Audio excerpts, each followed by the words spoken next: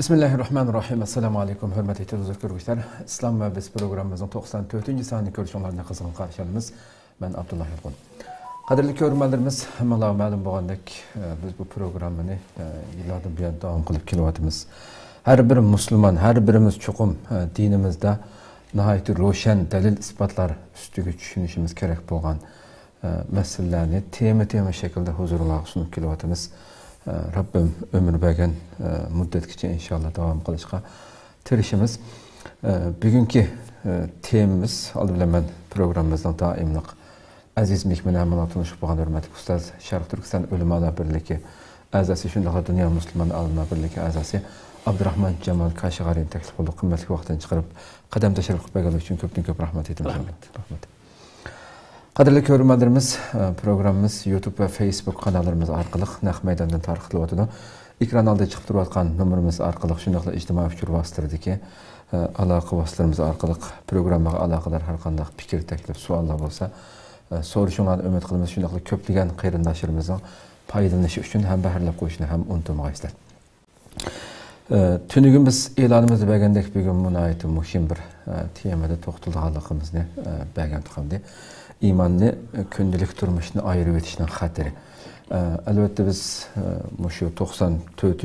bölümge kelgen bolsak bugün bu program jarayonida qanchalar qaytin İslamımız biz iman etgan Allah'a yani bir İslamga itiqad qiluvchi bir Müslüman kishininki dinni ayırım bir narsa yoki imanini ayırım bir narsa gündelik turmuş, savdo tijorat, bütün ahlak bu meseleni xuddi özü etkan iman, özü itiqad qılıbatqan, özü kirgen bu İslamdan ayrım narsadek. Xuddi bu Müslümandarchilik faqat masjidning ichida ma'lum diniy ibadetlarni qilgan vaqtida shu vaqtida ishga yaraydigan, shu vaqtida ishiltadigan, boshqa vaqtida İslamning hech bir qilayotgan ishimizga aralashmasligi kerakdek. Bu etrafımızdaki nurgulluğun zehirlengen hem vatandaki terbiye, onun yerine bütün dünyadaki köpünçe teşvikatlarının tamamen din bilen siyaset, din bilen insanın yaşaş şeklini arlaşmayı ikisini ayrım tutuştuk. Bu xil muhitte köp yaşağanlığımız, köp anağanlığımız için farklılık ikisi ayrım nestek düşünüp qalğanlığı bunun butunlay xata ekanligini albatta programmalarning ichida ta'kidlab keldik. Bugun ham ayrım bir şekilde to'xtalamiz bu temada. Programmamizga oldin kirib ketsak hurmatli şu iman bilan oldin şu gündelik turmushni ayirib qarag'ili bo'lamdi degan savoldan kirsak. Bismillahirrahmanirrahim. Cenab-ı Allah hamsına peygamberimizge dua salamlar olsun. Emel yoki ish hareket yoki faaliyet yoki gap so'zlarni imandan ayırıp qaraydigan bu hukum yoki bu tushuncha aqida sohasida paydo bo'lgan xato ishlarning birisi hisoblanadi. Yoki xato tushunchalarning qatoridan hisoblanadi. Chunki salaf solih olimlarimiz yoki mujtahid olimlarimiz iymonni amal orqali ko'radi. Ularning nazarida bir insonning ish harakat qilganligi, faoliyat qilganligi, iymonning taqozosi bo'yicha harakat qilganligi uning iymonining kuchlanganligini ifodalaydi. Aksicha, uningda ish harakat bo'lmasa yoki passivlik bo'lsa, uningda iymonining kemaganligini ifodalab beradi. Chunki ular amaldagi nuqsonlik sababidan iymonning kemayib ketishidan ansiraydi. Yani inson ish harakat bo'lmasa, faoliyat bo'lmasa, fakat şehadet kelimesini eğitip uxlab qalsa, bunun imanının kemayib ketishidan, bağancha azlab ketishidan ansiraydi. Şu ular bu tushunchaga asosan Qur'on Kerimdagi va qul ya'malu ish qilinglar, harakat qilinglar, faoliyat qilinglar, amal qilinglar degan bu oyatning taqozosi bo'yicha to'g'ri tushuncha asosida ijobiy rol o'ynagan ham bu yo'lda unum qozongan. Çünkü emellerde yüz bergen nuqsan sebebinden imanda nuqsanның yüz berişten ansiraydi. Çünkü alimlerimiz, yoki salaf salihlerimiz emelde nuqsanlık görülse, emelsizlik bolsa, faaliyet qilmaslik bolsa, yoki ish harakat qilmaslik ahvol yüz berse, buningdan iymonningki kemayib ketishi, iymonning orqaga chekinishi, ojizlab ketishi, uxlab qolishi deganga o'xshash bu xil holatlarningki maydon kelib qolishidan ular ansiraydi. Shunga amallarda nuqson yuz berish sababidan yoki da'vo qilgandek amaliy hayotida isbotlamaslik yoki amal qilmas sababidan iymonning kemayib ketadiganligini his qilgan inson bu nuqtada sazgir bo'ladi. Ish harakat qilishda jiddiy holat turadi. Hargiz ish harakat qilishga yoki amal qilishga u sal qaramaydi. Chunki inson shahodat kalimasini aytib qo'ygan bilan aqma-aqa, qatlam, bosqichma-bosqich hayotida ish harakat qilmasa, amal qilmasa, uningdagi iymonning ta'siri bir-birlab o'chib ketishi mumkin. Hatto diqqat qilmasa, xato ideyalar kirib qolsa, bu iymonning aslisidan tortib, shoxchillardan tortib, tarmoqlar hammasi bir butun ketib qolishi mumkin. Shuning bu nuqtada ular intayin diqqat qiladi. Bu sababdan bu salaf solihlarimiz va mujtahid olimlarimiz cho'ng ishlarni qilishga va hayotdan qaysi bir sohasida bo'lsin, qaysi bir sohasida xizmat qilgan bo'lsin, foydali ishlarni qilishga intayin ahamiyat bergan. Bu sababdan ular dunyoni boshqara olgan, tavhid davlatini qurib chiqa olgan, adolatni turg'iza olgan, dunyoviy insonparvar madaniyatni shakllantira olgan. Buning natijasida Alloh taolo ularningki dinini qimmat qarshida ustunlik erishtirgan, qo'rqinch vahimasini to'ktib tamamen amallik, xotirjamlik bir hayotga erishtirgan. Natijada bularningki diniy ishlar bo'lsin yoki dunyolik ishlar bo'lsin, oldi qarab mangan, gullangan. Endi bu nuqtada bir misol olsak yuqori so'zimizga 5-xalifa mujtahid olim Umar ibn Abdulazizning bir so'zi bor. Bu naql keltirsak, balkim yuqori gaplarga taqim dalil sifatida tushunish bo'lishi mumkin. Umar ibn Abdulaziz bir valisi yozgan maktubida shunday degan. Isonda bo'lsin deydi. Iymonning farzlari bor deydi. Iymonning ko'rsatmalari bor deydi. Iymonning belgilari bor va iymonning sunnatlari bor isonda bo'lsin deydi. İmanның farzi qaysi? 7 meseleге iman etish. Shahodatdan tortib qiyomat qadar. Bu farz. İmanның ko'rsatmasi nima? İmanның taqozosi bo'yicha yashash, vahiyning ko'rsatmasi bo'yicha ish harakat qilish, vahiydan hayotida qaysi soat bo'lsin ayrilmas. Buning belgilimisi islomda qolib qoldigan doira islomdan chiqib ketadigan doirasi bor. Ham sunnatlar bor. Sunnatdan maqsad bu yerda iymonni to'liqlaydigan, iymonni jonlantiradigan, kuchlantiradigan harakatlar maqsad. Qaysi bir odam iymonninki bu nuqtalarni to'liq o'zlashtira olsa, tushuna olsa va mushbo'j ish qilsa, uning iymoni mukammallashidir. Qaysi bir odam bundan sal qarasa, bu nuqtadan tushunmay qolib qolsa, u odamning iymoni orqada qolgan bo'ldi yoki ojizlashib ketgan bo'ladi degan edi. Bu İmam Buxariyning rivoyatida bayon qilingan. Endi musulmonlar oqida qolgan davrlarda, bular bu oxirgi 2 asr, balkim uning oldiroq bo'lsa kerak. Musulmonlar oqida qolgan bu davrlarda iymon bilan yaxshi ishlarni ayirib o'tishdan iborat bir illat maydon keldi. Musulmonlar mush xato tushuncha bo'yicha o'zining ish harakatlarini, faoliyatlarini yoki hayotini davomlashtirib keldi. Lekin iymon bilan yaxshi ishlarni ayirib qarashdan iborat bu xato tushuncha dinni hayotdan ayirib etgan tushunchaga tamamen o'xshab qoldi. Ya'ni iymon bilan ish harakatning aloqasi yo'q desak, iymon degan faqatlam tilimiz bilan so'zlab qo'ysak bo'ladigan, qalbimizdan qanoat topsak bo'ladigan 5 qatam masjidga namoz o'qisak yoki ro'za zakat bersak, buning ish tugaydi deb tar doira kirgizib qo'ysak, yani cemiyet bilan aloqasi yo'q, davlat bilan yoki davlatchilik bilan aloqasi yo'q, dunyoni boshqarish bilan aloqasi yo'q, madaniyat bilan aloqasi yo'q, texnik bilan aloqasi yo'q va hokazo. Bu narsa aloqasi yo'q deb qarasak, bu nima o'xshaydi? Dinni hayotdan ayirib o'tish degan sekularizm yoki arabcha almonizm idisi tamamen o'xshab qoldi. Bugun kunlikda G'arbning falsafasidan ta'sirlangan hakimiyet beşideki iqimlar, yoki tashviqot beşideki iqimlar dinni siyosiy hayotdan, ijtimoiy hayotdan va iqtisodiy hayot tamamen ayirish lazım. Tashabbus qildi, ham tashabbus qilmadi. Ya'ni qachoniki g'arb dunyosidan mustamlikasidan qutulib chiqdi deb qarayli, agar bu ish to'g'ri bo'lsa, ideyajoatdan qutulg'ini yo'q. Ya'ni g'arbninki, masalan Angliya, bundan qatorida Fransiya va boshqa arab dunyosi misolga olsak, bunlar harbiy mustamlikasidan qutulib chiqqan vaqtida shu davrdagi sarkilar yoki hokimiyat beshidagilar bu nazariyani o'tirib qo'ydi.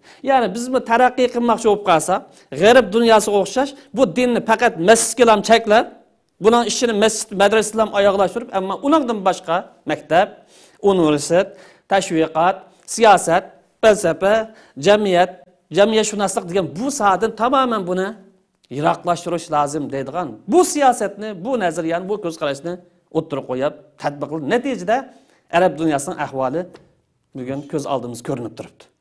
Endi ba'zi musulmonlarningki, yangadiki bu islomni yoki bu iymonni faqat masjidga cheklasak, buni hayotdan ayirsak yoki zag'ir tilimiz bilan o'zimizning tim bo'yicha aytgan chog'da bu iymon degan insonning ko'nglida bo'lsa bo'ldi, buni sharkat bilan nima aloqasi? Maq sharkat desak nima deb bo'lsin? Bir az to'la bir tijorat halol haromda. Yoki bir hajga o'xshash bir nima deb bo'lsin? Ammo bu siyosat bilan nima aloqasi? Bu davlat boshqarishi bilan nima aloqasi? Deganga o'xshab bu xil tushuncha xalq ko'pligan musulmonlarning qiz. Mush ang nimaga o'xshab qoldi desa, g'arb dunyosi shakllangan, g'arb dunyosininki ideyaviy ta'siriga uchragan xuddi bizning diyorimizdagi 20-30 yilninki oldida yoki yaqin qadar Xitoyninki ideyasiga uchragan bir qism ziyolilar islomni radikallik, islomni orqada qilish, islom bizning mushkuni qilishimizning sababi deb qanoatlanganda Xitoyninki ideyasidan dal bu xato g'arbninki g'arb muhitida, g'arb sharoitida, g'arb nazariyasida shakllangan bir narsani qandoqdir o'xshamaydigan bir yurtda, o'xshamaydigan bir makonda tatbiqlash o'ringan dinni tamoman hayotdan ayirish lozim degan gapning dal o'zi shu. Farqi yo'q. Ya'ni u g'arbning deydiganim shu nima desa, shu sekularizm deydigan yoki almanizm deydigan bu nazariyaning dinni hayotdan ayirishligini bu ikki bo'lim. Biz keyin to'xtalamiz bu almanizm, sekularizm haqida, balkim kelar qatim yoki uning kaynida. Bu bir butun sekularizm bo'lsa, insonni tamoman kafir qilib o'tadi. Xo'sh. Yana bir qism bor, juz'iy yoki qisman sekularizm. Ya'ni siyosatga aralashmasa bo'lsa, ham bundan boshqa bir masjidlarda, bir madrasalarda, Qur'on kurslarida bulavas bo'ladi. Bu juz'iy yoki qisman sekularizm. Buning hukmida, ya'ni keyin o'z zamonida to'xtalamiz ham. Demak, iymon bilan fazilatlik amallarni yoki yaxshi amallarni ayirib qolish intayin xatarlik bir masala. Avvalo qonun orqali tatbiqlangan bo'lsa, ongsizlik, musulmonlardagi davanglik, iymon bilan yaxshi amalni ayirib o'tish tamoman shuningga amaliyat nuqtasidan, nazariya jihatdan bo'lmasmi, amaliyat nuqtasida o'xshab qoldi. Oning deydigani shu masjid qil, ammo jamiyatni ichida bu din degan gapni, oyatni yoki hadisni ko'tarib chiqmadi. Musulmonlarning amaliy ahvoli shuni ko'rsatdi. Ammo bu to'g'ri bo'lsa, to'g'ri emas, tamoman xato. Qur'onning ko'rsatmasiga, hadisning ko'rsatmasiga tamoman zid. Chunki Qur'oni Karim har bir yerda iymon so'zini bayon qilgan chog'da uning kaynidan amali solih birga bo'lish lozim. Iymon bilan birlikda ish-harakat, faoliyat teng bo'lish lozim.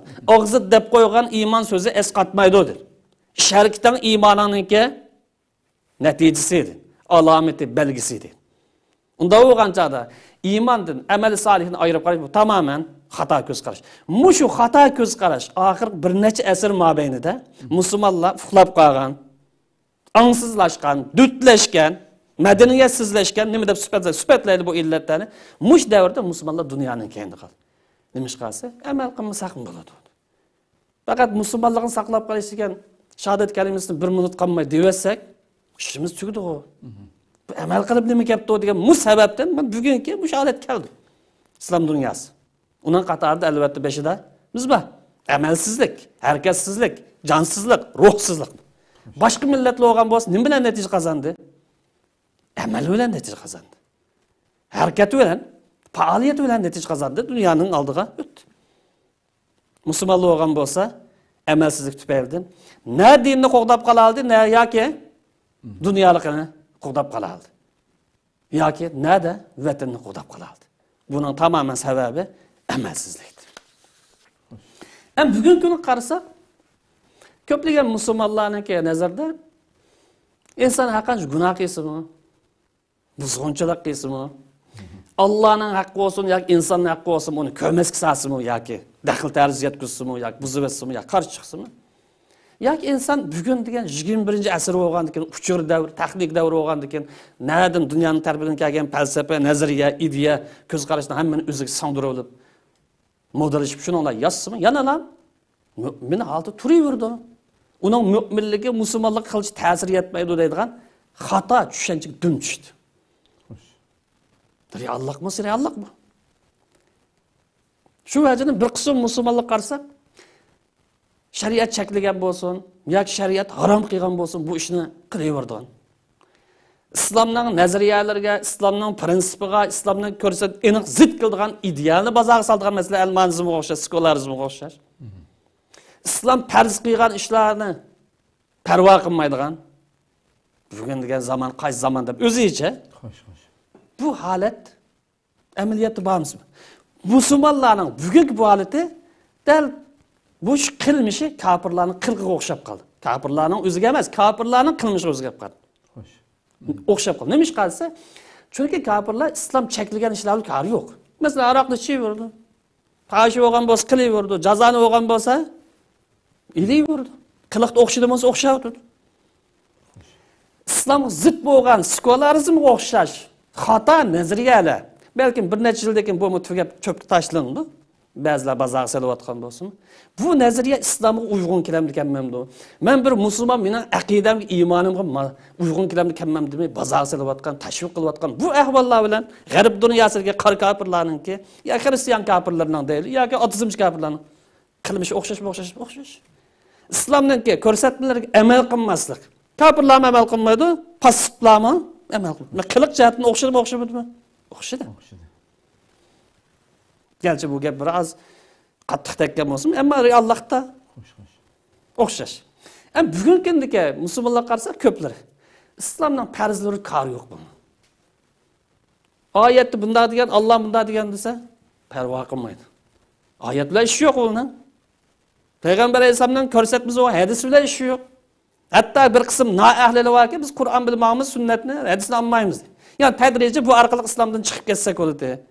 Yani g'aribcha musulmon bo'lsak, yoki amerikacha musulmon bo'lish uchun bu hadis bizga qutlash bo'ladi shunga. Hadisni olmaymiz deydigan noahli kazzab, saxt bezlama, islom to'niga o'rnamagan kazzablama yo'q emasmi? Ya bevosita maydonni oshkorlab chiqib ketmaydi. Men kafirchi bo'laverdim. Lakum dinukum waliyadin. Xolos. Kafir bo'lsang o'zingdan shu qiyomat kuni hisobini o'zing birisi. Maydonni aniq qil. Musulmonlarni azdim. Günah işlerini, şeriat xilaf işlerini qilaveradigan holat mavjud. Masalan, aroq ichaveradigan. Hatta bizning ba'zi tashkilotlarimiz, hatta yaqinda o'z qulig'imda olganimda tashkilot yig'in aytishdan 3 kun burun aroq ichilmaydi, yana 3 kun yig'in turgan 3 kundan keyin tukcha aroq ichilmaydigan bu xil fatvolar mavjud bo'linki, masalan. Undan boshqa o'tdagan qo'pqa yer o'ziga hisobida. Demek bu qilaveram desa, borib ichadigan, zina qiladigan, jazoni olib qolsa bu halolmi, harommi demay pul jiqil deb elayveradigan, yolg'on gap qiladigan, qarab turib birisiga tuhmat qiladigan, hatto tap tatmay turib, dinni tushunmay turib, tadqiq qilmay turib, o'qimay turib din to'g'risida cho'ng so'zlaydigan, fatvo beradigan bunda holat shakllandi bo'lsa, bugungi musulmonlarchilikda shakllanib qoldi. Neden keldi bu? Sebebini biz dedik yuqori. Ko'plagan musulmonlar qarasak, bu iymonning rolini faqatla masjidga cheklasa, masjid degan chaqda farishta sifat bo'lsa, jamiyat chiqqan chaqda alvasti bo'lamdi, tijorat maydoniga chiqqan chaqda qo'yimchi bo'lamdi, siyosat maydoniga chiqqan chaqda kazzab tuhmatchi bo'lamdi, uning parvoyi bilan. Masjid degan chaqda endi kadamning futuq desabsamsa, septalishib ishda o'tmasa, yoki septalashmasa deyli, sababini olaman deb. Ammo jamiyat chiqqan chaqda qalaymagan so'zlamdi, to'g'ri so'zlamdi, parvo qilmaydigan bu holat shakllandi. Xo'sh. Qandoqdir bu yerda bu siyosiy hayot bo'lsin, yoki tijorat hayotida bo'lsin, yoki ilmiy hayotida bo'lib qolsin, bu islomning buning qarta bir ko'rsatmasi va yurish turishimiz, gap so'zlarimiz, qilmishimiz, nazariyalarimiz bir uyg'un kelayotgan, uning parvoyi parak masjiddan boshqa yerda islomdan ko'rsatib tamamen bu hayotida chiqarib tashladi. Qarab boqaylik. Tashkilotchilik qarab boqaylik. Siyosiy faoliyatchilik qarab boqaylik. Maktab, universitetlar qarab boqaylik. Xizmatchilarga qarab boqaylik, vazifa nazariyasi qarab boqaylik, yoki mas'uliyatini qarab boqaylik. Kundalik turmushga qarab boqaylik. Sayohat qarab boqaylik. Mehmonxona qarab boqaylik. Bu yerda iymonning ta'sirini ko'rgin bo'lamdi bo'lmadi. Nima uchun bu masjidga kelgan chaqda topilgan bu iymonning ruhi masjidning sirtiga chiqqan vaqtida islom bir butun hayot nazariyasi tutsa, dunyo oxirat insonni baxtga erishtirgan bir qonun tutsa, nima uchun masjidning ichidagi bu ruh sirtiga chiqqan vaqtida tashkilotchiligimizda, sayohatimizda, safarlarimizda, mehmonxonalarimizda, universitetlarimizda, tashviqotli kamerada, WhatsApp ucubu nima uchun ko'rinmaydi? Demak bu saxtipazlik, yoki dindorlikdagi bu samimiyatsizlik yoki iymon bilan amal sohasini ayirgan bu holat nima uchun paydo bo'ldi? Bu iymondan kuchlanganlikning ifodasimi yoki iymonninki ojizlashib, susib ketganlikning ifodasimi? Buni o'qirman qarindoshlar o'zlari bir qator o'ylanib bahs olib deyman. Xo'sh. Ko'pdan ko'p rahmat. Nihoyatda go'zal ichibadi. Haqiqatan shu nurg'un hamda shu so'zlayotganlar deb o'tgandek yuqorida masalan shu din bilan, islom bilan, iymon bilan bu normal o'z yashayotgan hayotni ayirib o'tish kerak. Hatto Sharq Turkistonda davlat qurilishimi tamamen din bilan siyosat ayrilgan bir narsa qurish kerak deb yo'q so'zlayotganlar masalan shu butun bugungi islom dunyosiningki ustidagi mustabid hukmronlar, musulmonlarning hali shu deblar. Bunda kofirlar qanday sifatlagan bo'lsa, musulmonlarni oldirish uchun shu shaklda sifatlab amaliyotda o'zining islomi haqida, o'zining men musulmon deb turib, o'zining dini haqida o'zi bir material ko'rib, izlanib beqish nimasi yo'q ham. Agar izlangan bo'lsa, buning dal aksicha islomning boshqa narsalarni o'ttirib qo'yayotganligini, jinoyatning islomda emas, balki uni ijro qilmayotgan musulmonlar ekanligini his qilgan bo'ladi. Qaysi kun men shu Turkiyada ta Osmanlı davridan tortib o'sha yashagan asli shu Rumluqlar Osmanlı davridan o'shaga hijrat qilib kelgan. Shuning avlodidan qancha avlod yashab o'shada turklashib ketgan bir hatto oilasi xristian oilasi ashunayta poplik shu diniy vazifa o'taydigan ashunda oiladan bo'lgan bir yosh bolaniki shu musulmon bo'lgandan keyin bir YouTube kanalida suhbat o'tkazibdi.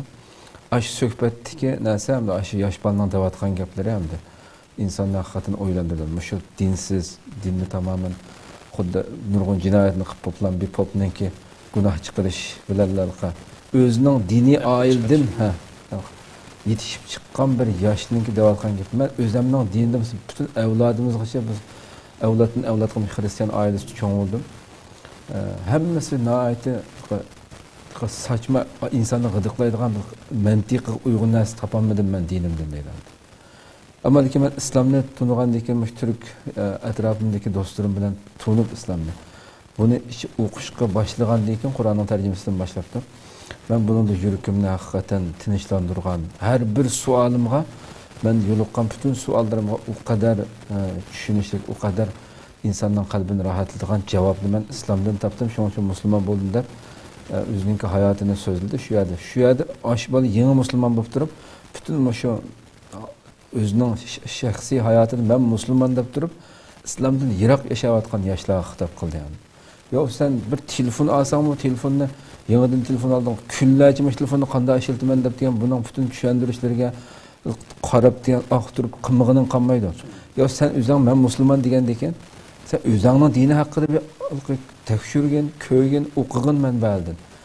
Nima deyotdi bu dinimda? Faqatla taqlidiy shaklda men musulmonning oilasi to'lib qoldi ekan, men musulmonman deb, ammo hayoting butunlay islomdan yiroqolat yashayotganing o'zing qiyil bo'lishing kerak deb, yangi musulmon bo'lgan bir yoshdan degan gapni hamda har birimizni o'ylantirish kerak. Bizning xalqimiz ichidagi nurg'un shunday zaharlik so'zlarga oldinib ketayotgan yoshlarningki bugünkidek diniy materiallar o kadar kengri bo'lgan bir vaziyatda o'zining dinini cho'nqur bir shaklda manbasidan o'zi tadqiq qilib, zodi mening Allohim, payg'ambarim nima deyapti, bu din, bu masalaga nima deb javob beribdi, boshqalar nima deb javob beribdi. Bir selishtirish xususiyati bo'lish kerak bizda. Bu sifat bo'lish kerak bizda. Qarg'ulachi holatda kimning gapini anglasak shu tarafga mangadigan inson bo'lmasligimiz kerak, qadrli ko'rmalarimiz. Xo'sh, ammo shu iymon bilan, iymonning siyosat va axloq bilan munosabat bormi deydi. Albatta, bor deb javob chiqadi. Buni biroz ochaylik. Biz o aqida siyosat yoki islom siyosati yoki islom axloq degan temada ko'p to'xtaldik bu temada, balkim 5-6 halqa to'xtaldik. Bir eskartma sifatida qisqachalam deb o'tib ketdim bu temani. Siyosiy hayot olsun yoki bugun ko'plagan insonlar tushunadigan vatan millat aqida, vatan millat ko'rishi olsun. Bu ko'rishda iymondan ayirib o'tish, nimadan ayirib o'tganlikka o'xshaysa, fazilatdan ayirib o'tish, taqvolikdan ayirib o'tish, yaxshilikdan ayirib o'tish, irodadan, mas'uliyatchanlikdan ayirib o'tish. Chunki iymon insonga taqvolik ato qiladi, yaxshilik ato qiladi, fazilat ato qiladi, iroda ato qiladi, samimiyat ato qiladi. Demak, iymondan ayirib o'tdi demak, siyosiy hayotda yaxshilik, taqvolik, mas'uliyatchanlik, irodalik bo'lish bu narsani ayirib o'tish demekdir.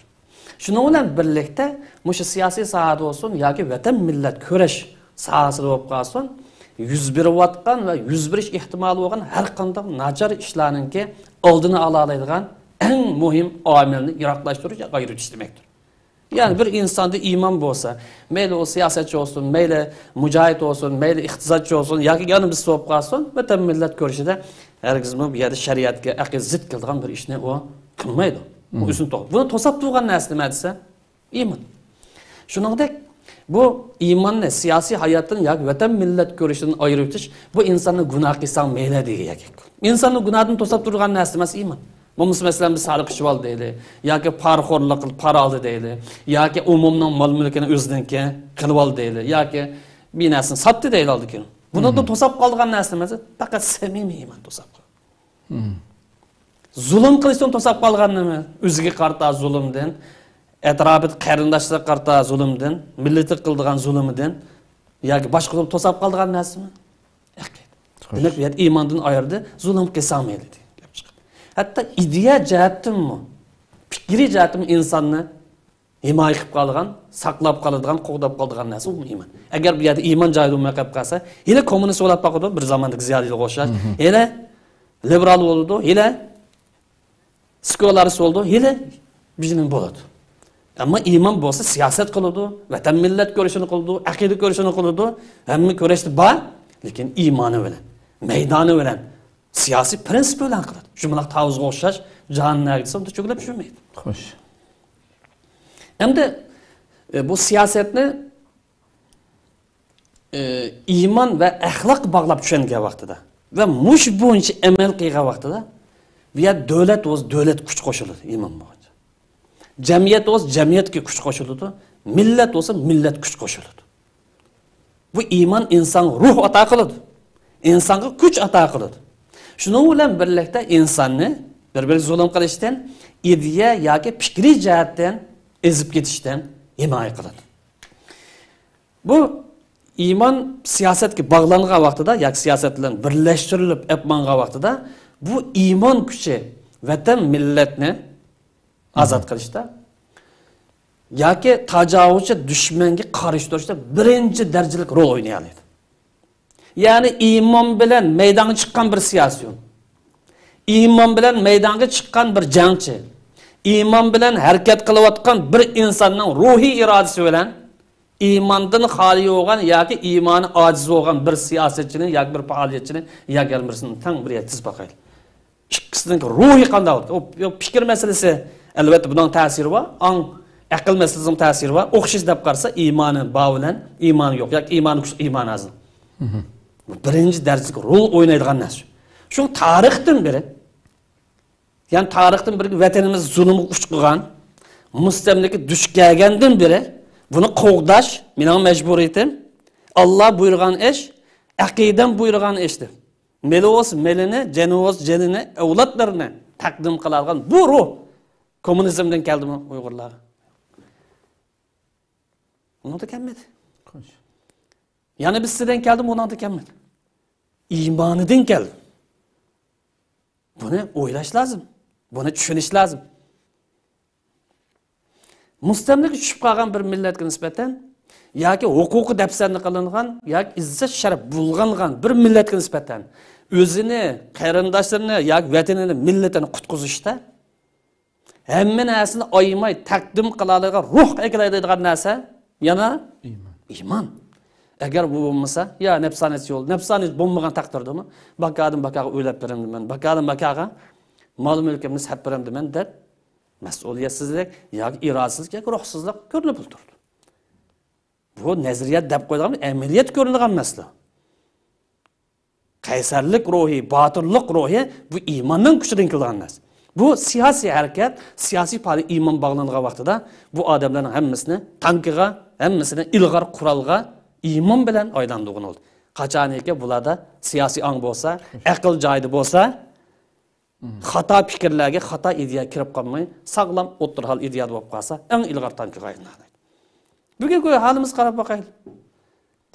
Shuncha ular nurg'unlagan davlatlar qo'rqayotgan, ansirayotgan, endish qilayotgan bir cho'ng bir dushman.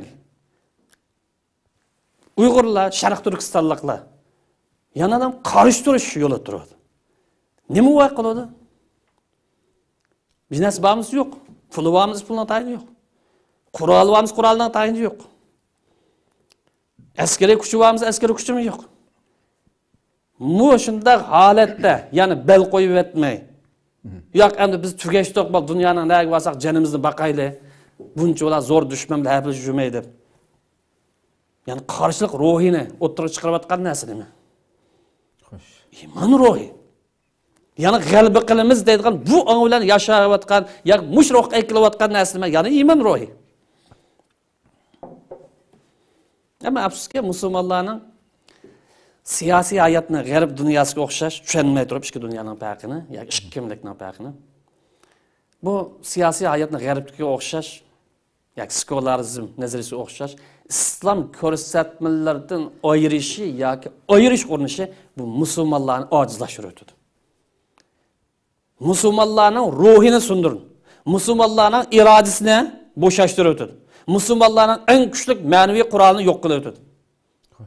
Buningdan yomon tarafi millat orasida kimlik krizisi, kimlik parchalanish, kimlik bo'linish krizisi chiqadi. Nurg'unlagan krizis mavjud. Buni ta hal qilib o'rtaq bir yoki ekkaganimizmi yo'q, yoki ekkaganlimi yo'q, to'xtamay kundan kunga ideya to'qinishi o'ynayapmiz. Ham kimlik ko'rinishi chiqadi bu yerda. Hem İslam'ı hata düşünüşke elip var bu sekularizm, hem insanı hidayetten, sırat-ı müstakimden ezip geçişke hata yolu, şeytanın yolu başladı var. Bu qarindaşla obdan anqarish lazım. Bu noktanın isi tutuş lazım. Zalalet yoluga, azg'unlik yolu qadam qo'yish demek sekularizm. Yani siyasetni imandan ayırıp qarash, davlatchilikni, jamiyat boshqarishni yoki bir davlat qurishni ayırıp qarash sekularizm nazariyasi bo'yicha insonni zalolatga boshlab bor. Azg'unlik boshlab bor. Yani men mescid bo'lsam, men bir madrasa o'qib, Qur'onni o'qisam, bolalarni o'rgatsam, jamiyat nima boshqasi bo'lsin desa, buning iymondan chata chiqadi. Bu islomning ko'rsatmasi meni gibi emas. Biz vaqt ilgari ko'p to'xtaldik shu islom siyosat degan shu programmalar qaysi bo'ldi Qur'on sunnatning dalilini anglamoqchi, bilmoqchi bo'lgan bo'lsa. Nima uchun bunday deymizsa? Chunki siyosatni islomdan ayirib qarash, sekularizm yoki elmonizm nazariyasi bo'yicha endi xato yo'l bu. Azg'un yo'l bu. Azg'unlik bu. Hem İslam'ның siyasi nazariyasini tamamen inkar qilganlik bu. İslam'ның haqiqatlariga tuzkorlik qilganlik ve İslam'ның ko'rsatmasi aniq holatda zid yo'l tutganlik bu. Shunga sağlam dindar bo'lmoqchi bo'lgan kishilar sekularizm nazariyasini bazaga solayotgan, tashabbus qilayotgan yoki şu asas devlet kurman deyotgan, şu asasda siyasi harakat qilayotgan yoki siyasi tashkilot qurgan bu odamlardan ehtiyot qilish lazım. Bu odamlar kim bo'lishidan qat'iy nazar, qanday qalpoq bilan maydon chiqqan bo'lishidan qat'iy nazar, sog'lom dindor bo'laman, hidoyat yo'ldan ayrilmayman, shaytonning yo'liga kirmayman deydigan bu odamlarga a'zo bo'lishdan imzo qo'yishdan ehtiyot qilish lazım. Qandaqdir bu yerda iymon bilan, sog'lom musulmonlarchilik bilan sekularizm nazariyasi hargiz bir yerga kelmaydi bu. İkisini hech qanday bir yerda moslashtirg'ini bo'lmaydi. Bu yerda sağlam musulmon bo'laman deydigan bunga ehtiyot qilish lozim. Agar xato yo'lga kirib qolgan, birasi a'zo bo'lgan bo'lsa, bu odamlar tavba qilish lozim. Chunki bu iymonning taqozosi bu. Sağlam dindorlikning yo'li bu. Biz bu vaqtda ilgari to'xtaldik. Hem bir yerde bir kıstırıp ötediğin bir narsa bu siyasetni İslam'dan ayırıp qarash. Yoki İslam siyaset yok, İslam'dan fakat mesele işi var, cemiyet ölen, devlet başqurish ve idare degan qo'shib bu ishlar aloqasi yo'q deb qarayman. Bu xil nazariyaninki ta'siri mustamlikchining ta'siridan qilishmaydi. İslamda siyaset yok deb qarash yoki siyasetni İslamdan ayirib o'tishning ta'siri bu tushunchaning xatolik, bu xato tushunchaning ta'siri mustamlikchining yoki tajovuzchining ziyonkashligidan yoki ta'siridan farqlanmaydi. Nima uchun deydi? Chunki mustamlikchi biz boshqa mustamlikni qo'yib bir o'zimizni misol qilaylik. Bizning mustamlikchi Xitoy. Biz mustamlik qilingan bir millat. Biz mustamlik qilgandan tortib tadrijiy qadamma-qadam bostirib keldi. Bu irqiy qirg'inchilik bugunning masalasi emas. Mustamlik bo'lgan kundan tortib davomlashib keldi. Unday emasmi? Eng oddiysi 33-yildagi davlat qurilish bosqichida ikkinchi qatimliqda uningda ilgari xalpat, Tomar xalpatmi? U zamonladimi nurg'unlik odam qatl qilindi. Irqiy qirg'inchilik, bu irqiy qirg'inchilik. Bu yangi davrning natijasi emas. Ammo biz o'zimiz unda qarmag'achqa bugun yangidan paydo bo'lgandek tushunyapmiz. Xo'sh. Bu tajovuzchilik yoki mustamlikchilik bu millatninki ruhini sundirish, xitoylashtirish, oxirgi 21-asrga kelgan chog'da Xitoycha musulmon qilish ideyasini tangdi. Necha milyon 5 milyondan ko'p 8 milyon deylik Xitoyning ba'zi ma'lumotlarga nisbatan. Bu qarindoshlarimizni turmalarga solib, buning mingsini juvadi. Bugungi kunda bo'layotgan ahvol. Bir bo'lik qarindoshlarimizni yo'qotgan bo'lsa, hali ko'p sonli qarindoshlarimizning mingsini juvadi. Ya'ni e'tiqodini o'zgartiradi. Ya'ni islomni sen Qur'on, sunnat bo'yicha tushunmaysan, mavzuning ro'yi bo'yicha mening ko'rsatmam bo'yicha tushunasan deydi. Davtam. Demak, bu millatni tik to'g'izayotgan tajovuzchilikni qabul qilmayman, mustamlikni qabul qilmayman, sen bilan birga yashashni qabul qilmayman da'vatgan yoki dugizayotgan ruh demeydi. İman ruhiydi. Aqida ruhiydi. Mush ruhni o'tirish uchun, mush ruhni tamamen talto'kisish uchun bosqish eng oxirgi kelgancha mingsini jo'msa qilolmaydi ekan degan. Bo'lmasa o'tdagini az emas, tarixdan beri besib olgandan tortib. Ya'ni bugun oshkora o'tdagini az bo'lgan bo'lsa, maxfiy o'tdagini Allohning o'zi bilgancha o'tdagini. Albatta. Xitoy endi o'zi bu yerda axborotliga dinni xitoylashtirishda berayotgan bilan emniyetli lager şahitlerinin lagerga borgan ziyoratchilarning hali ko'rinishlarda shu yoshlarimizni so'rasa sen qaysini e'tiqod qilsangiz men musulmon emas deyapti yani. O'g'itlayotgan narsa dinsizman yani. Meni e'tiqod qilganim ilm fan deydi.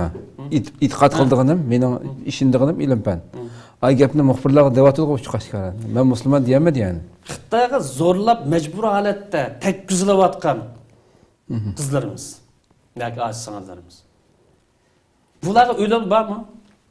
Xitoyniki nazarish bo'yicha bo'ldi, men tegdim. Bu Xitoyda yashashga rozi desa, o'lim bor buningga? Yo'q. Nima qilsa xitoylashgan bo'lg'achqa aqida jihatdan, madaniyat jihatdan, kimlik jihatdan. Lekin yo'q da'vat qilganlar o'ladi. Demak, bu tajovuzchining qilayotgan bu qilmishida bu siyosatdan, yani siyasetimiz İslam'dan ayrımızsak, tajovuzchining qilg'ini. Xitoyning da'vat qilmish islomni yo'qotsak, men millatni talto'kis bundayken oyoq osti qila olamiz. Talto'kis yo'qota olamiz, bosh ko'tartmizmay qul qila olamiz. Ammo bugun kunlikdagi ba'zi siyosiy yo'lga kirib olganlar, siyosatchilar demayman. Siyosiy vazlar bu millatninki aqidasini siyosatni ayirish lozim. Siyaset ayrım narsa, aqida ayrım narsa.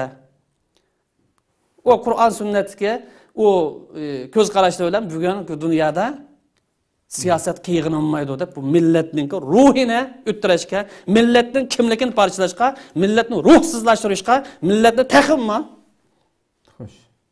bo'shashga harakat qilayotgan reallik mavjud. Ikkisining ta'siri garchi bizning yuqori, bizning to'van bo'lsin, o'xshashliklar bormi yo'qmi? Umi deydi ekan, mush din yo'qatsam men besib turadi. Ba'zilar deydi ekan, mush din yo'qatsak o'zimiz xohlagancha bir ish qildik. Buni bir aqli odam o'ylaydi. Buni tushunmagan bo'lsa, tushunganda, chunki o'zimizdan reallik bo'lgan. Arab dunyosiga qarab boqaylik.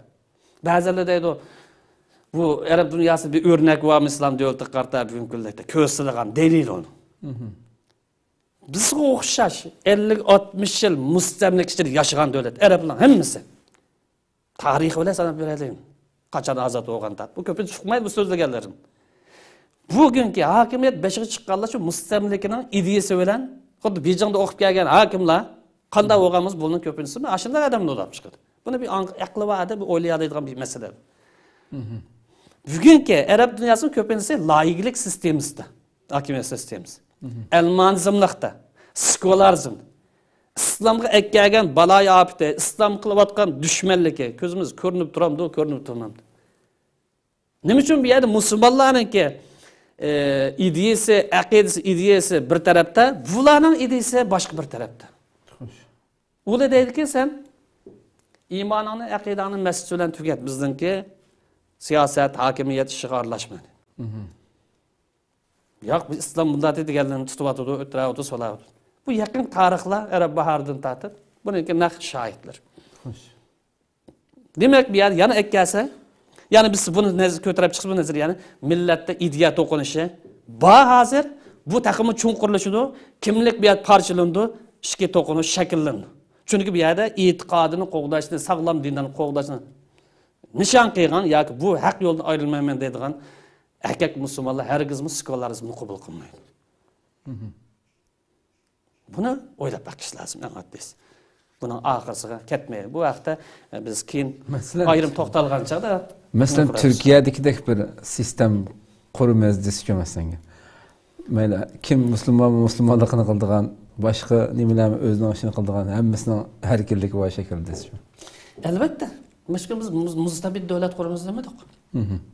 Diktator davlat quramiz demedik. Qarshi o'namiz. Diktatorlik qarshi, zulmga qarshi, mustabidlik qarshi. Xo'sh. Bizning deydiganimiz millatning kimligi, millatning aqidasi, millatningki qimmat qarshi asosida millatning vijdoni bir davlat quradi. Xo'sh. Ko'p sonliq tanlig'ini bo'lsin.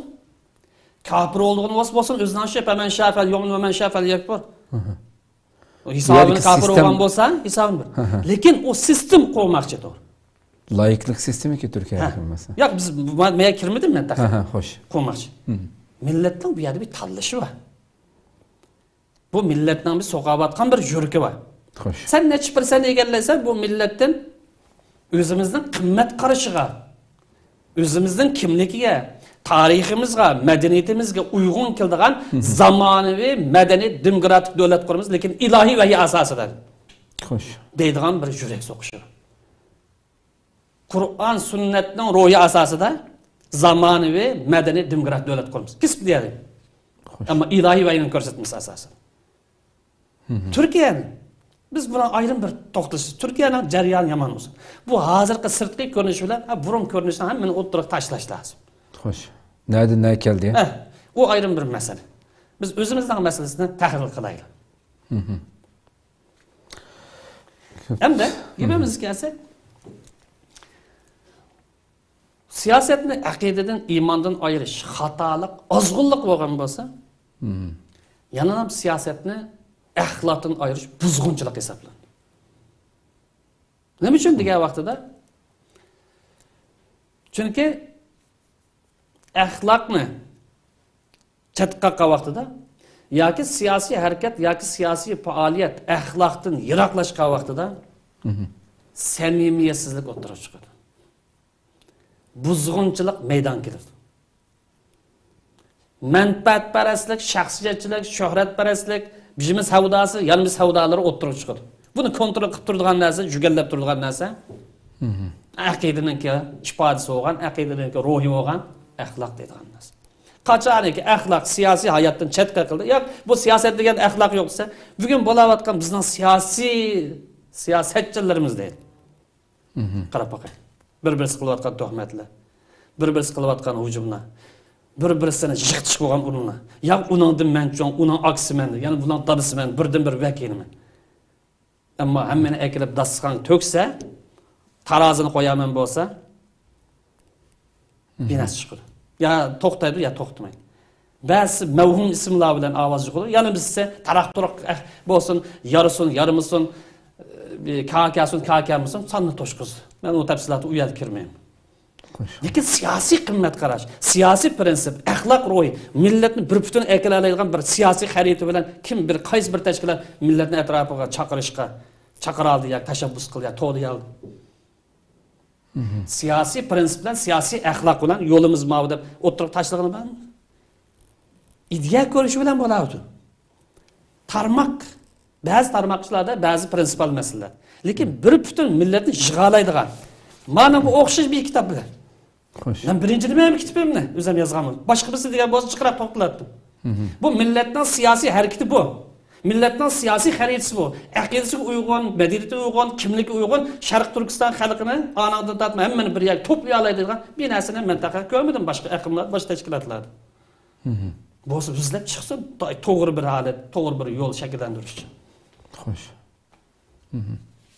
Bu yerda yana qistirib deyishlik masala bu siyosiy hayot, siyosiy faoliyat hammadan bak siyosiy prinsipga va axloqqa intayin muhtoj.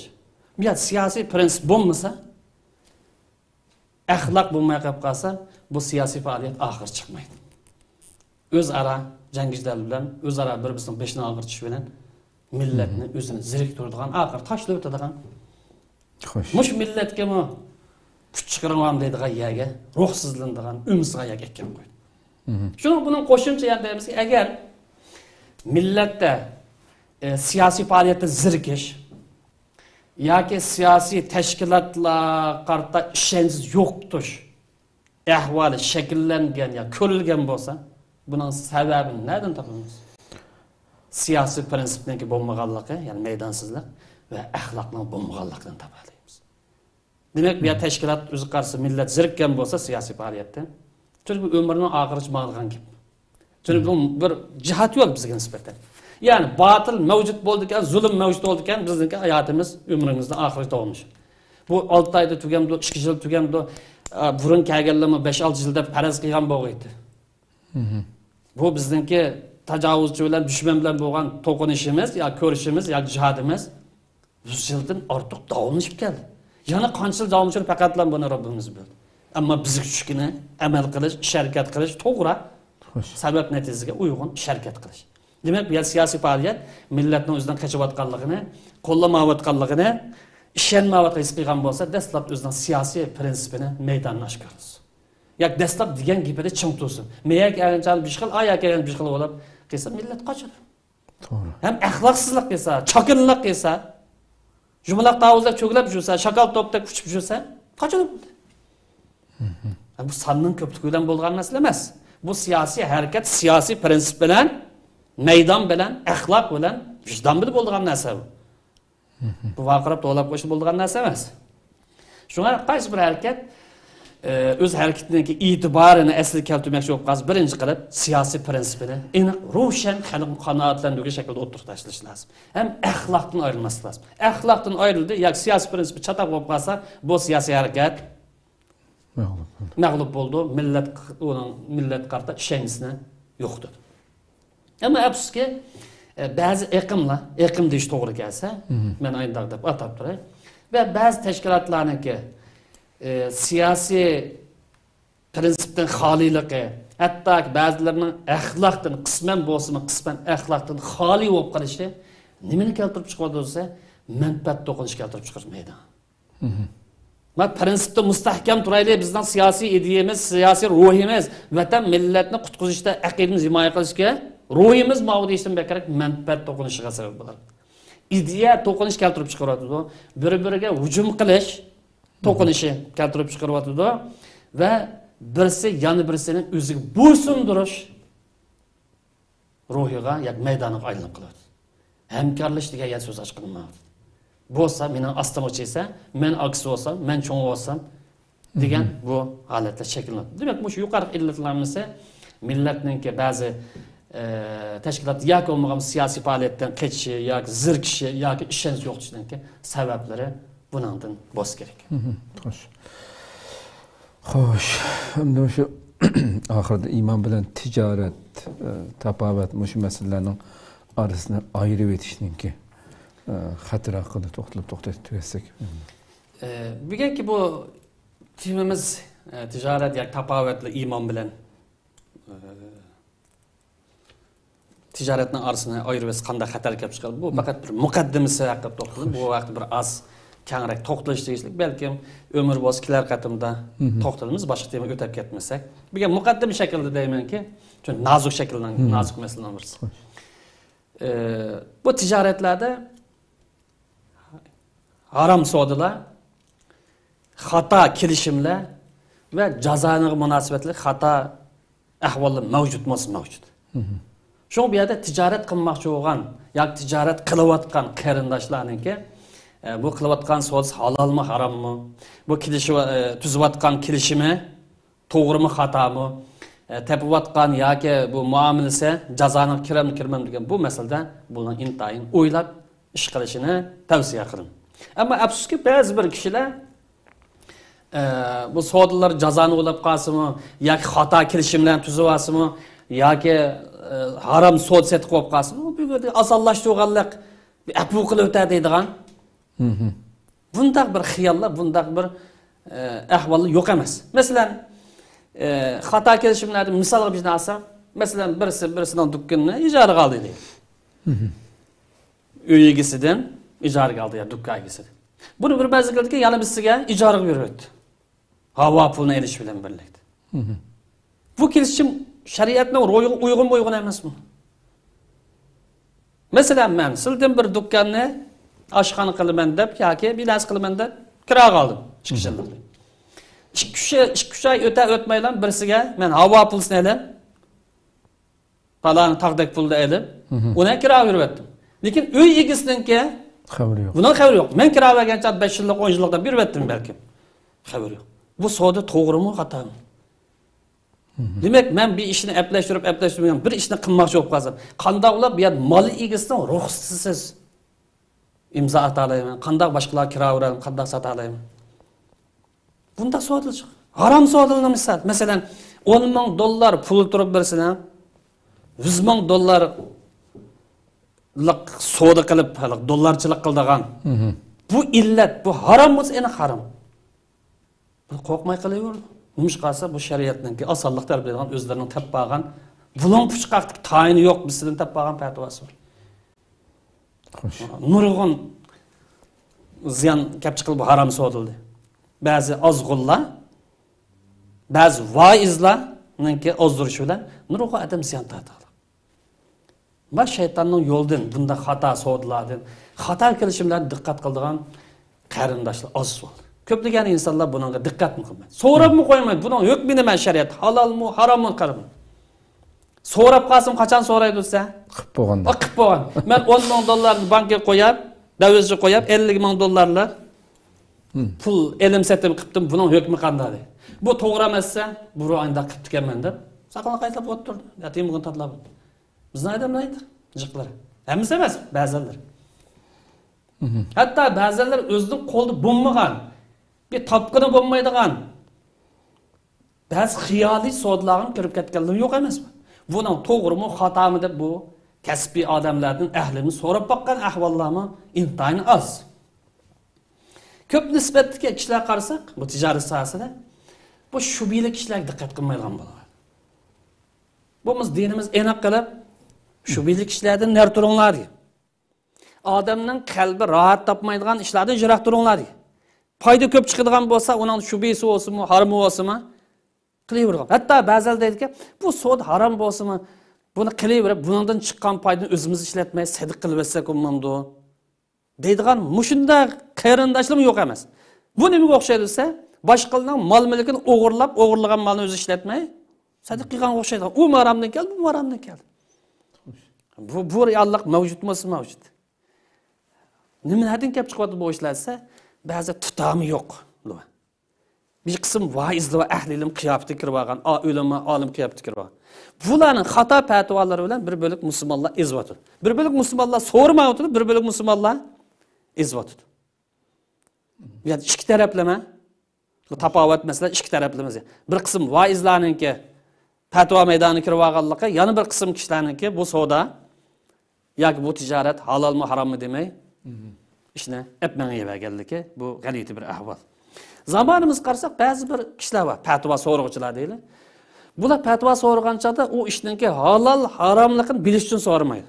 Yani bu ish to'g'rimi, xatomi deb uni so'rashmasdi. Uning maqsadi ay harom savdo bo'lsin, amal qilib bir to'g'ri chiqib qolarmi deydi. Bir olimdan so'rdi, harom deb fatvo. Yani biz sizdan qash qilib, abudaqs olim so'ramaydi. Bir vaizdan, bir talibchaqdan, bir mollachaqdan, bir saqtpezimizdan so'rab bir yadilam falan mandaq deptiken deydigan gapimiz chiqib qolsa, g'achilama falanayda degan tug'manada haromni halol qilish uchun so'raydi bir qism odamlar. Shu reallikda yashayotamiz. Ammo halbuki payg'ambarimiz bu tijorat masalasida, tafovut masalasida qaysi soat tafovut bo'lsin, musulmonlarga ogohlantirish berib, "Faman ittaqa shubuhat istabra ali dinihi va irsihi." Shubhilik ishdan saqlansang, dining saqlam bo'ladi. İzzat sharpongni joy saqla. Shubhilik ishga kirsang, diningda chataq bor. İbadetingdan chataq chiqadi. Aqidangdan, iymoningdan chataq chiqadi. Peygamberimiz takımı bunu taktib, şubilik iş olgan bo'lsa, tashlab uni yaqin kelmadi.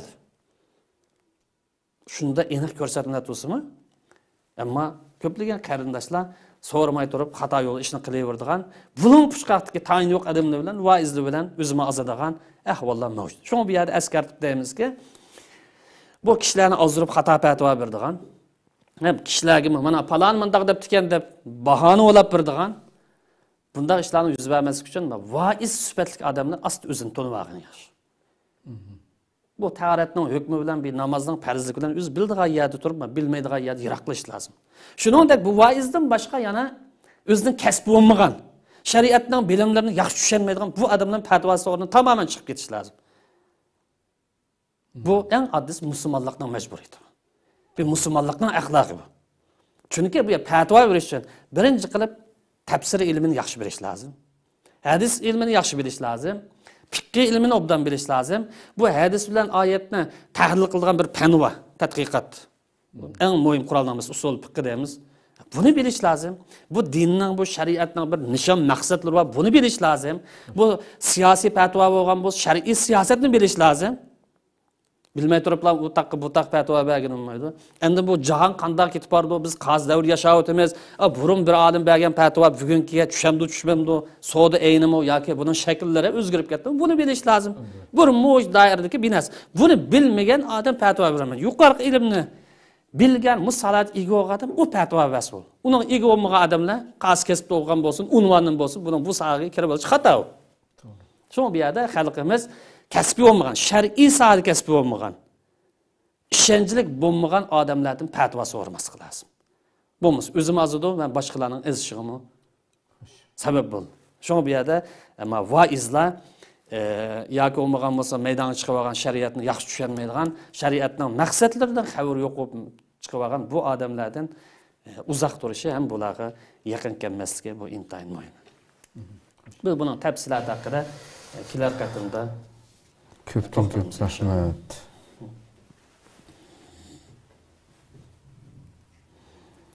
Bu bir körülmenimiz son sorup da. Demokratik devlette imanı acizrak yoki başka dinlarga işengen yoki dinsiz adamlarga o'rin yok mu o da? Bizdeki İslam biz pek köp to'xtaldik. İslam dinimiz qaysi bir millatdan bo'lsin, qanday ranglik bo'lsin, dunyoning har yarısı. İslam devletide dair yaşayan bolsa, Müslüman bo'laman desa İslamdan ko'rsatmasi bilan yashaydi. Yo'q, men o'zimning dinim boshqa edi. Men o'zimning dinimni yashaysa, buni erkinlik o'ziga. Uni zodi Müslüman bo'lsan deb majburlaydigan yo'q İslam deydi. Bu biz buni ko'p to'xtaldik. Erkinlik borsa erkinlik. Ya'ni e'tiqod qilish erkinligi, o'zininki cho'qingan narsa ibodat qilish erkinligi mavjud. Shu bu yerda bir qism bizningki odamlar Hristiyan bo'lgan bo'lsa, ateiz bo'lgan bo'lsa, yanibishim bo'lgan bo'lsa, o bir prestanga to'shab to'shmaydigan bu odamlar millatga o'zininki e'tiqodini tanış uning haqqi yo'q. Millat musulmon bo'lgandan millatning o'zi tanlagan sistemini, o'zi tanlagan tuzumni bugungi davrga uyg'un keladigan, mos keladigan, bugungi zamon moslashmaydigan vahiyninki ruhiy asosida demokratik tuzum tanlash bu millatning huquqi bor. Buni men unutib qolmaslik lozim. Çünkü bugün kunlikda biz o teşkilatni qurib, bu teşkilatni qurib, biz skolarizm quramiz, anda quramiz. O'zim qurib oldim men.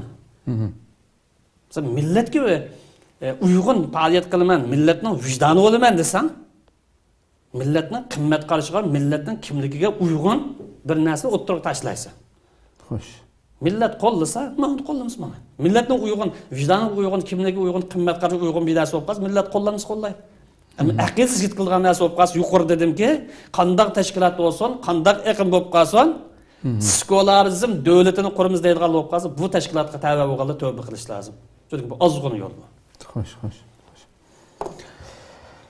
Bu hemşirimizningki sualda balki hamda adir biz hamda sizlardir İslam, Müslümanlar babi İslami devlet var yoki Müslümanlar hüküm sürgen bir devlette başka dindekilerinin tinch holatda yashaydiganligini dilamdi.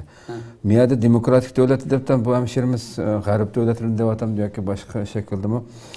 G'arb devletleri hammamizga ma'lum xilma-xil farqli sharoitda yashayotgan musulmonlar. Albatta axborotlarda u yerdagi musulmonlarga atalgan so'zda demokrat hamma odamning o'zining erkinligi va xohlagan narsaga e'tiqod qilish erkinligi va deyilayotgan bu o'tirg'i to'kilayotgan davomli axborotda bu shu demokratik sistemni butun dunyoga yaymiz deb tashviq qilinayotgan davlatlardami xilma-xil shu yerda yashayotgan xalqimizningki yashayotgan ishlar hamda har davlatda o'xshamaydigan shaklda ko'ryapmiz. Axborotlarda masalan Türk nüfusu Yevropada ko'p masalan. Ularning beshiga kelgan balki qisman bo'lishi mumkin, bir davlatdan yana bir davlat farqli bo'lishi mumkin. Turkiyada ham demokratik sistemida deyilayotgan mishada ham %51 hozir hokimiyatni ustida turayotgan muhofazakor degan masalan islomiy bir andiki buni qo'llovchilar bilan dal aksichi bo'lganlarning o'ttirsida bo'layotgan jangi jadal bu talash tortishlarni albatta yer yashayotgan xalqimizmi buni ko'rib turibdi. Davomli holatda g'arbda shu hamda o'ziga kelgan vaqtida hamma narsa erkin bo'lish kerak deyotganlar musulmonlarning oddiy bir yig'iliqi uningki bir yeriga petib ketdi. Bu vaqtda demokratikligi ishlamaydi. Buni albatta shu yerda yashayotgan xalqimizmi naydi aniq tushunib yetiklik shu yerda albatta buni naydi bizning deb o'ldirishimizning hojati yo'q. Nurg'unlagan demokratik yani kishilik huquq erkinlik deyotganlar buni bozorga selishga tirishayotganlar amaliyotda o'zining mushi degan gapida samimiy emasligini davomli islom musulmonlarningki dini masalasi ularning huquqi o'ttirg'i qo'yilgan vaqtida bu atalmish kishilik huquq so'z qilish erkinligi ibodat qilish erkinligi bularni unutib kelayotganligini afsuski ko'ryapmiz hamda buni yashab turyapmiz. Shuning uchun samimiy bo'lish kerak hamda inson herkes umumlashtirganligimiz emas, ammo lekin biz musulmonlarniki tariximizni o'qisak 500-600 yil shu Osmonlining deymiz. Eng oxirgi islom xalifaligi Osmonlilar oxirlashgan bo'ldi. Shu butun g'arb dunyolar davlatlarga hukm surgan shu davrlarga mana qarab boqsak, u yerdagi shu dinda yashab kelgan mayli qaysini yahudilar bo'lsin, xristianlar bo'lsin, qanday yashab ekan musulmonlar ularning nimasiga aralashib ekan, tiliga aralashib ekanmi yoki diniga aralashib ekanmi yoki islomning adolati bilan ular gullanib yashnab ekanmi? Bu eng ochiq yani dalil isbotimizda hamda musulmonlarning tariximizdan bu. Shunga bu masalalarni bozorga sag'uvchilar oldimda o'zininki xurjundagi dasmasiga qarab beqish kerak.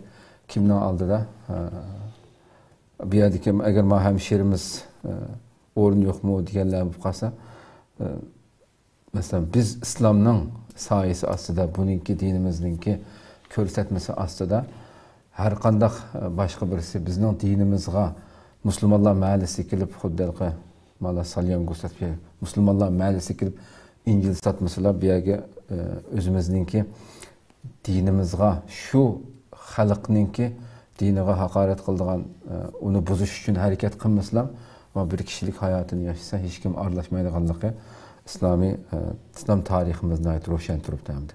Biz mana shundaq biz kuchli bo'lg'ashqa, dalilimiz ro'shan bo'lg'ashqa quyoshdek, bizning shu axloqimizdan, shu hayot yashash uslubimiz, bizningki butun boshqaruvchimiz Alloh va Rasulining ko'rsatmasi bo'lg'ashqa, ularga zo'rlamasaqmi, o'zimizning shu axloqiy yashash shaklimiz bilan ularni ta'sirlantirib, milyonlagan insonlar tarixdan buyon hali ham bu dinning sharofatiga erishib, bu dinga kirib yashayotgan insonlar bor va qiyomat qaymoqchi davom qildi.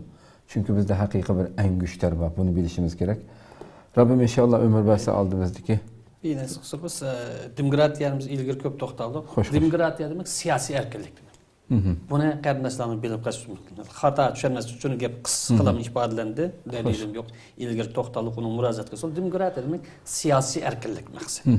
Ya'ni ilohiy vahiy asosida siyasi erkinlikga davlat bo'lsa, islomdagi davlatninki shakli shu. Uning ismi andaq mandaq deyilgan gap yo'q.